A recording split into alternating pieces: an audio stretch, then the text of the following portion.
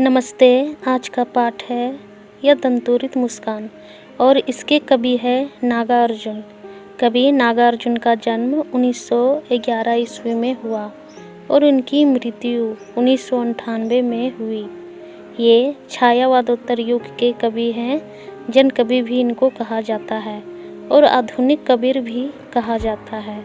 इनकी जो भाषा कविता में है खड़ी बोली है और कहीं कहीं संस्कृत के शब्दों का प्रयोग भी दिखाई देता है। पाठ प्रवेश कविता का पढ़ लेते हैं। यह दंतुरित मुस्कान कविता में छोटे बच्चे की मनोहरी मुस्कान देखकर कवि के मन में जो भाव उमड़ते हैं उन्हें कविता में अनेक बिंबों के माध्यम से प्रकट किया है। कवि का मानना है कि इस सुंदरता में ही जीवन का संदेश है। इस सुंदरता की व्याप्ति ऐसी है कि कठोर से कठोर मन भी पिघल जाए।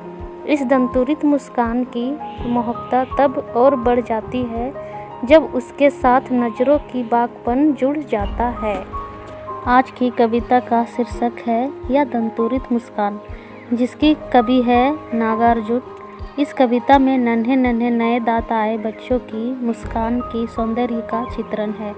छोटे बच्चे की मनोहरी मुस्कान को देखकर कवि के मन में जो भाव उमड़ते हैं उन्हें इस कविता में अनेक प्रकार से प्रकट किया गया है।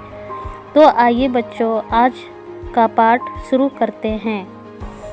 तुम्हारी यह दंतुरित मुस्कान मृतक में भी डाल देगी जान। धूलि धूसर तुम्हारे ये गात छोड़कर तालाब मेरी झोपड़ी में खिल रहे जल जात।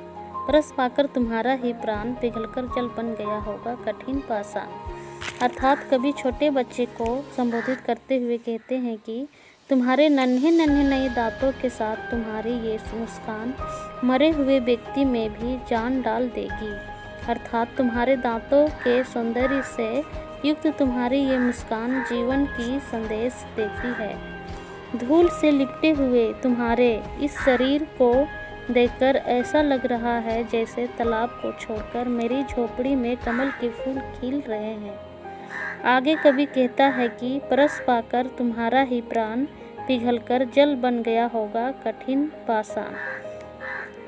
छू गया तुमसे कि झरने लग पड़े सफेलिका के फूल, बांस था या बबूल। अर्थात तुम्हारे ही प्राणों का स्पर्श पाकर कठोर पत्थर भी पिघलकर पानी बन गया होगा। बांस या बबूल का पेड़ तुमसे छू गया होगा तो उससे भी सफेलिका के फूल झरने लग पड़ गए होंगे। आइए बच्चों, अब हम पैराग्राफ 2 को देखते हैं। तुम मुझे पाए नहीं पहचान, देखते ही रहोगे अनुमेष, थक गए हो आंखें लूं में फेर। अर्थात कवि बालक से कहता है कि तुम मुझे पहचान नहीं पाए, तुम बिना पलक झपकाए क्या मुझे लगातार देखते ही रहोगे? क्या तुम थक गए हो? क्या मैं तुम्हारी ओर से आंखें फेर लूं? बच्चों, यहाँ पर कवि का कहने का मतलब यह है कि कवि को बालक पहली बार देख रहा है, इसीलिए वे उसे पहचान नहीं पा रहा है।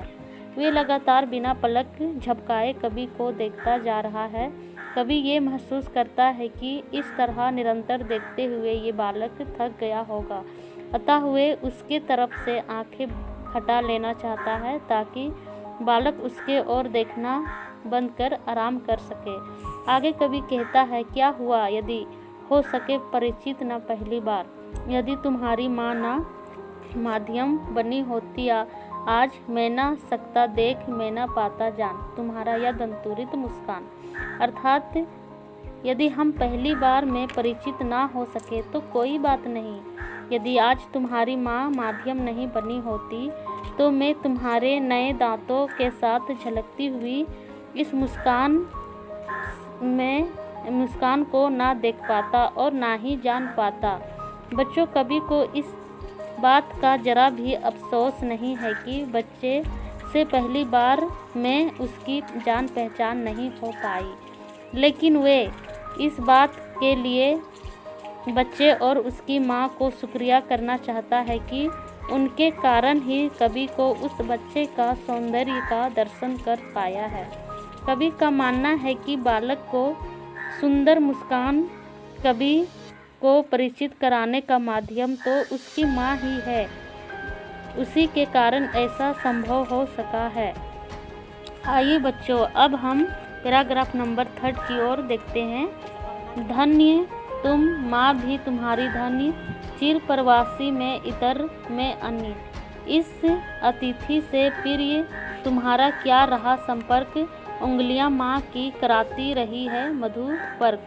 अर्थात कवि बालक से कहता है कि तुम धन्य हो और तुम्हारी माँ भी धन्य है। बालक को इसीलिए धन्य कहा गया है क्योंकि उसके नए नए दांतों के साथ झलकती मुस्कान अत्यंत मोहक है और वे किसी को भी आकर्षित कर लेने में सक्षम है। उसकी मुस्कान जीवन की संदेश देने वाली है, साथ ही उसे अत्यंत स्नेहमयी माँ का प्यार मिल रहा है। माँ को इसलिए धन्य कहा गया है क्योंकि वे इस बालक की जन्मदात्री है, जिसकी मोहक मुस्कान सबको प्रभावित कर देने वाली है। माँ उस बालक को अपनी उंगलियों से अमृतपान कराती है तथा कराती हुई सबे भी अनंत को प्राप्त कर रही है। बच्चा अपनी माँ की उंगलियों को चूस रहा है तो ऐसा लगता है कि उसकी माँ उसे अमृत की पान करा रही है। कवि कहता है कि मैं तो प्रवासी की तरह बाहर ही अधिकांश समय व्यतीत करता हूँ और अधिकांश जीवन बाहर में ही व्यतीत करता हूँ और अतिथि के समान में या यहाँ कभी कभी आ जाता हूँ। अर्थात कभी तो उस बच्चे के लिए अजनबी है, परदेसी है, इसीलिए वे खूब समझता है कि उसे बच्चे से कोई जान पहचान नहीं है। आगे कवि कहता है, देखते देखते तुम इधर कनखी मार और होती जबकि आंखें चार, तब तुम्हारी दंतुरित मुस्कान मुझे लगती बड़ी ही छविमान। अर्थात बच्चों, कवि ने यहाँ कनखी शब्द का प्रयोग इस्तेमाल इसलिए किया है क्योंकि कनखी शब्द का अर्थ होता है तिरछी नज़र से देखना। कवि कहता है कि तुम मेरी ओर तिरछी निगाहों से देख लेते हो और जब मेरी आंखें तुम्हारी आंखों से मिल जाती है तब तुम अपने नए दांत झलकाते हुए मुस्कुरा उठते हो। तो तुम्हारी ये दंतुरित मुस्कान मुझे बहुत ही सुंदर लगती है। बच्चों, जब भी कवि या बालक की आंखें अचानक मिलती है तब ये मुस्कान उसके अत्यंत आकर्षित कर लेती है। तो बच्चों, आपने देखा कि कैसे कवि नागार्जुन ने इस कविता को बड़ी ही सुंदर तरीके से प्रस्तुत किया है। उम्मीद है आपको इसकी व्याख्या समझ में आ गई होगी। तो बच्चों, हम फिर मिलेंगे अगले पाठ में। तो बच्चों, आज का मेरा प्रश्न है, बच्चे की दंतुरित मुस्कान का कवि के मन पर क्या प्रभाव पड़ता है? धन्यवाद।